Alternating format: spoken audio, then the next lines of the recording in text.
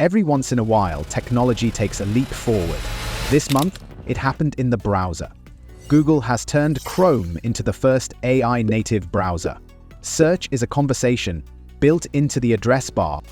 This means the future is moving into an AI-first search era where context and clarity are prioritized. But not every change feels like progress. Google's removal of the and num equals 100 parameter disrupted the rank tracking systems SEOs have trusted for more than a decade.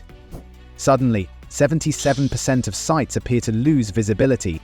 In paid media, Google's AI Max has gone global, integrating machine learning precision with strategic human control.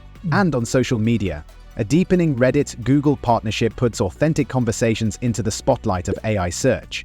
For brands, this is a call to look beyond keywords and start optimizing for natural queries as well.